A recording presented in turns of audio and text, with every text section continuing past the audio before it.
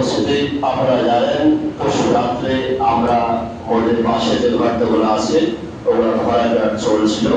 আরো শান্তিপূর্ণ ভাবেই কিন্তু আমাদের মাঝে ওদের কাজ চালিয়ে যাচ্ছে।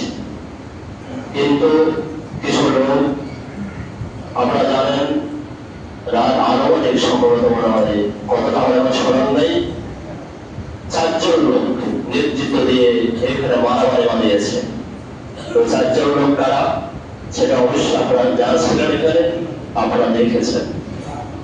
এই 4 জন এখানে মারামারি বানিয়ে দিয়েছে মুসলিমদের সাথে, এবং কি আমাদের রোজা বন্ধ করে দিয়েছে, আমাদের গানের ড্রাইভারগুলো ধমকাধমকি করে ওগুলোকে গাড়িগুলো বন্ধ করে দিয়েছে, সেনাবাহিনী কিন্তু আলাদা হয়েছে।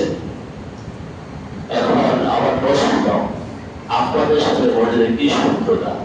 আপনাদের সাথে মসজিদের কোনো শত্রুতা নেই, তাহলে আপনারা কেন এই কাজটা করলেন? আমাদের সাথে কেন মারামারি করলেন?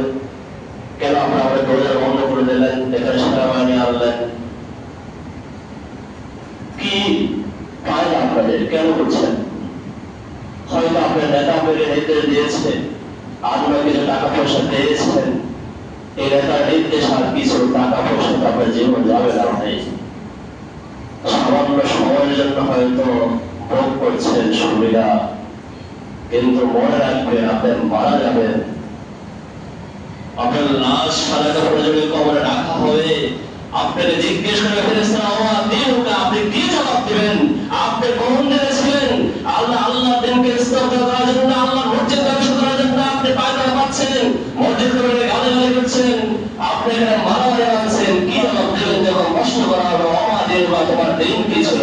আপনি কিভাবে বলবেন যে আমাদের ইসলাম ছিল, আপনাদের ইসলামের বিরোধিতা করছেন? আপনি মসজিদের বিরোধিতা করছেন, আপনি মসজিদের শত্রুটা প্রমাণ হয়ে গেছে, আপনি সমাজের শত্রু, আপনি ইসলামের দুশ্মনের প্রমাণ হয়ে গেছে। আমি আপনাদেরকে বলতে চাই, আপনারা এই 4 জন লোক কারণে স্মরণ রাখবেন।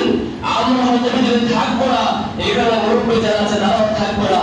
আমি পরবর্তী প্রজন্মকে বলে যাই, তোমরা এদের ছেলেমেয়েকে জানিয়ে দিও আসলে সমাজের সাথে কি ধরনের মুনাফিকি করেছে।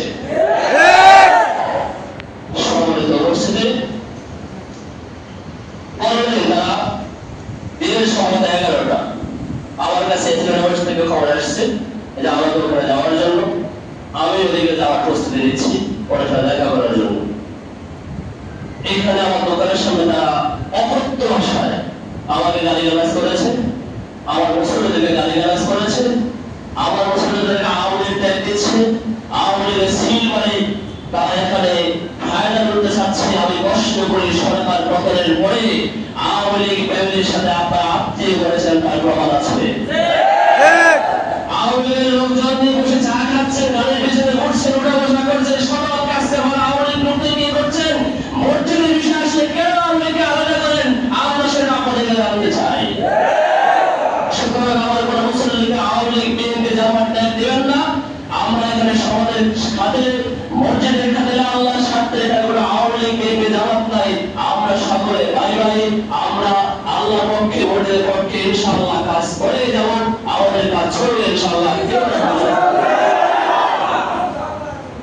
সম্মানিত উপস্থিতি, ইসলামের সাথে দেখার বিষয়ে আমরা অনেক ভাষাগুলোর কাছে একটা আলোচনা জমা দিয়ে আসছি। এরপর সাথে আমাদের সাথে সাথে কোনো যোগাযোগ ছিল না। এরপরে এখানে একটা আমরা জানেন একটা ইয়ে হয়ে গেছে, তোর সাথে এখানে আসছি, ওই আসে জায়গাগুলো দেখছে, দেখে ওরা রিপোর্ট দিয়েছে।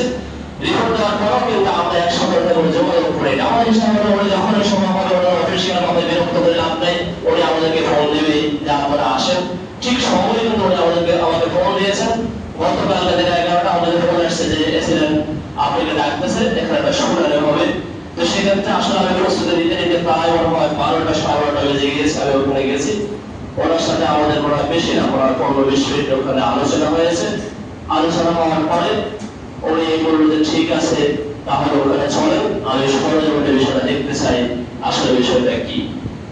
উনি এখানে আসছেন, এখানে আসার পরে উনি জায়গা দেখছেন, উনি বললেন আমাদের সকলের সাথে কথা বলছেন, উনি সমাজকে শর্ত দিয়েছেন আমরা মাঠে মাঠ বন্ধ রাখেন। আমি বললাম যে ঠিক আছে স্যার, আমরা মাঠে মাঠ বন্ধ রাখবো, আমাদের তো ওনাদেরকে বলেন ওনাদের মেল বন্ধ রাখতে। উনি সচেতনকে নির্দেশ দিয়েছেন যে আপনারা আজ থেকে আপনাদের মেল বন্ধ থাকবে, মেল চলতে পারবে না, এমনকি আগামী আগামী 1.5 মাসের ভিতরে আপনাদের মেলের যত কাজ এবং এই মেল কমপ্লিট এখান থেকে আপনারা উঠিয়ে নিয়ে যেতে হবে। ওই সব বাইন্ডিং করে দিয়ে গেছে, সেটা আপনারা জানেন। আমারও এসএলএ চলে যাওয়ার পর আমাদের মেল হয়েছে, আমি ওনাকে ফোন দিয়েছি যে ওরা আপনাকে এবং সমাজকে থ্রেট দিয়ে আবার মেল চালু করেছেন। উনি সাথে সাথে ফোন দিয়েছেন, বলছেন যদি তোমরা আগামীকাল থেকে আর একটা গাছ এখানে ছিড়াও, যদি আমাদের ওখানে আসতে হয় তোমাদের মেল বন্ধ, সকল দোকানপাট আমি ঘুরিয়ে দেবো, ভেঙে চুরমার করে দেবো। উনি পরবর্তীতে আমাকে আবার ফোন দিয়েছেন, ফোন দিয়ে বলেছেন তাদের সাথে কথা বলেছি, আগামীকাল থেকে আর কোনো মেল চলবে না। আমাদের মাটি ভরাট কন্ট্রোল এখানে চলতে থাকবে ইনশাআল্লাহ। মাটি ভরাট আমাদের প্রত্যেকটা কার্যক্রম চলমান থাকবে আগামীকাল থেকে, যদি সে একটা গাছের টুকরো এখানে ছেড়ে। সম্মানিত উপস্থিতি, এখানে ওই সিদ্ধান্তগুলো দিয়ে গেছে। আপনারা জানেন, যখন একটা কথা বলছেন, যখন আপনারা মসজিদ কমপ্লেক্সের কাজ ধরবেন, আপনারা আমাদেরকে একটা নকশা দেবেন যে কতটুকু জায়গা আপনাদের মসজিদ কমপ্লেক্সের প্রয়োজন, আপনাদের রুজুখানা করতে কতটুকু জায়গা লাগবে, ইমাম কক্ষ, মসজিদের জন্য কক্ষ, মসজিদ কক্ষ, আপনাদের মাঠ, আনুষঙ্গিক গাড়ি পার্কিং সহকারে কতটুকু আপনাদের জায়গা হলে আপনারা মসজিদে করতে পারবেন, একটা নকশাকে আপনারা জমা দেবেন। দিলে আমরা এটা বিবেচনা করে নেব কি করা যায় আপনাদের জন্য। আমরা বলছি ঠিক আছে, আমরা একটা এরিয়াতে আমরা পুরো জায়গাটা একটা ম্যাপ করি, আমাদের যতটুকু জায়গা আছে আমরা পুরো জায়গাটা একটা ম্যাপ করে আমরা দেবো, এবং পুরো যদি একটা আকাশ সংসারে থাকে ওদের সাথে আমরা যোগাযোগ করে দেবেন, করে দিলে করে দেবে, তাইলে আমার সাথে লিঙ্ক করে দেবেন, আমি ওদের সাথে কথা বলবো, আমি মাঠে মাঠে অনুমতিও দেবো। এটা উনি বলে গিয়েছেন, এবং উনি বলছেন ওই পাশে যে ঘরগুলো আছে ওগুলা লেভেল থাকবে। এই যে মোমের সাথে যে ঘরটা বাড়তি করছে ওটা বলছেন মসজিদের কাজ করলে আপনি সামনেটা ছড়াই দেবেন, আপনারা অনেকে ছিলেন উনি বলে গেছেন। এরপরে হলো আরেকটা বিষয় হলো আমাদের অনুমতি যেটা সাথে জানতে চাই, সেটা হলো আমরা যখন এসএলএর অফিসে গেছি, আমরা সিএনজি করে গেছি, ওখানে যখন ওখানে সিদ্ধান্ত নিয়েছেন চলেন আমরা ওখানে যাবো, তখন আমরা চিন্তা করলাম ওই তো গাড়িতে আসবে, খুব দ্রুত চলে আসবে, যেহেতু আমাদের গাড়িটা তো যেহেতু সরকারি গাড়ি, ওনাদেরকে সাইড দিতে হয় প্রত্যেক গাড়ি, আমাদের সিএনজি আমরা লোকাল মানে আমাদের তো গাড়ি সাইড দিবে না, আমরা সিএনজিতে আসতে অনেক দেরি হয়ে যাবে, উনি এখানে আসতে আমাদের অপেক্ষা করবে না। এই জন্য আমরা বললাম যে ঠিক আছে, আমরা আপনার সাথে আমাদের গাড়িতে চলে যাবো, আমাদের সিএনজি আমরা ওখানে রাখে চলে এসেছি। এই জন্য আমরা একসাথে ওনার সাথে এসেছি, তার অর্থ এই নয় যে আমরা ওনাকে নিয়ে এসেছি, উনি ওনার দায়িত্বে, ওনার দায়িত্ব সরকারের পক্ষ থেকে ওনার কর্তব্য, উনি এখানে আসছে, তার গাড়িতে এসে আমরা ওনাকে নিয়ে এসে অর্থ এই নয় আমরা যদি দ্রুত এখানে পৌঁছতে পারি, এই জন্য ওনার গাড়িতে আসছি। উনি এখানে সব কিছু দেখার পরে উনি দোষটা হয়ে গেছে, ওরা ওনাকে একটা মেমোরি করেছে, ওখানে বসছে, বসার পরে উনি দোষটা কষ্ট করলো। এই যে বাজারের পাশে একটা খাল, এই খালটার নাম কি? দোষটা আমাদের উত্তর দিয়েছে আমরা কোনো স্মরণে নাই। উনি বললো খালের মধ্যে দোকানগুলো এগুলো সম্পন্ন হয় বুঝলাম। উনি সাথে সাথে খালের নম্বরটা ফোন দিয়েছে, বললো আপনারা আমাকে ডিপোজিশন দেন, ডিপোজিশন দিলে আমি এই দোকানগুলো ভেঙে দেবো, যাতে এখানে কোনো দোকান না থাকে। আবার আপনাদের কাছে প্রশ্ন, আমাদের ফ্যামিলি দুটো দোকান রাস্তা দক্ষিণ পাশে আছে, আমার দুটো দোকান আছে, দুটো আমার নিজের একটা দোকান আছে দক্ষিণ পাশে, আমার ছেলের একটা দোকান আছে দক্ষিণ পাশে। আমাদের দুটো দোকান আছে, আমাদের দোকানের মধ্যে আমাদের আন্তরিকতা আছে। আমার ভাইয়ের দোকান যদি আমার না হোক, আমার ভাইয়ের দোকান, আমি কি চাই যে আমার ভাইয়ের দোকানে ভেঙে দেয়? আমি কখনো চাই না। এবং বাজারে কোনো ব্যবসায়ী কোনো দোকান ভেঙে দেয় আমি চাই না, কারণ বাজারের ব্যবসায়ীদের টাকা আমার মধ্যে চলে। আমাদের ব্যক্তিগত শত্রুতা নেই, কিছুই নাই, আমরা আমাদের ব্যবসায়ীকে নিয়ে কিন্তু আমাদের মসজিদ এবং বাজার। সুতরাং তারা এখন একটা অপরাধ চালাচ্ছে যে মসজিদ কমিটি এসএনকে এনে এখন সব দোকান ভেঙে দিচ্ছে। আপনারা সতর্ক থাকবেন, তাদের কোনো কথায় পাবেন না। এখানে আমাদের কোনো হাত নেই, আমরা এখানে আমরা বলি যে আল্লাহর ঘর, এখানে মিথ্যা করার সুযোগ নেই। সুতরাং আমরা এটার সাথে জড়িত নই, তাদের সমাবেশের কান দেবেন না, আপনারা সর্বোচ্চ সতর্ক থাকবেন। ওরা শুধু এটা নয়, ওরা আমাদের যে দক্ষিণ পাশে খালি জায়গা আছে সেটা দখল পায় তারা করছে। মসজিদের জায়গার উপর দিয়ে রাস্তা গেছে, তাই রাস্তার এই পাশে জমি মালিককে মসজিদ মালিক। আপনি কিভাবে মালিক, আপনি যে পায়খানা করতেছেন এগুলো দখল দেবেন কিভাবে সম্ভব? পার্লামেন্ট রাষ্ট্রপতির জমি রাস্তা গেছে, রাস্তার এই পাশে পার্লামেন্ট রাষ্ট্রের সম্পদ, ওই পাশে পার্লামেন্ট রাষ্ট্রের সম্পদ। সুতরাং পার্লামেন্ট রাষ্ট্রের সম্পদটা যেহেতু এটা রাষ্ট্রের সম্পদ, এটা ভোগ করার অধিকার মসজিদের আছে, মসজিদের এখানে উল্লেখ আছে, এটা মসজিদের অগ্রাধিকার বেশি। সুতরাং যদি বলবো আপনি যদি বলেন সরকারের সম্পদ, পারিবারিক সম্পদ, সরকারের সম্পদ, জনগণের সম্পদ, মসজিদ জনগণের সম্পদ, মসজিদ জনগণ ভোগ করবে, সরকারের সম্পদ জনগণ ভোগ করবে, আপনি ব্যক্তি কখনো ভোগ করতে পারবেন না।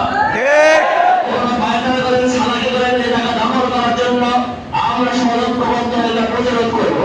শুধু দক্ষিণ জায়গা না, 1 ইঞ্চি জায়গা থেকে ছেলে খেললে আমরা অনেক পরিকল্পনা করতেছি, এই জায়গাটাতে বাড়ি আমার বন্ধ করে রাখতে পারলে আপনারা একসময় দখল দেবেন, আপনাদের কোনো স্বপ্ন বাস্তবায়ন হবে না জীবনে।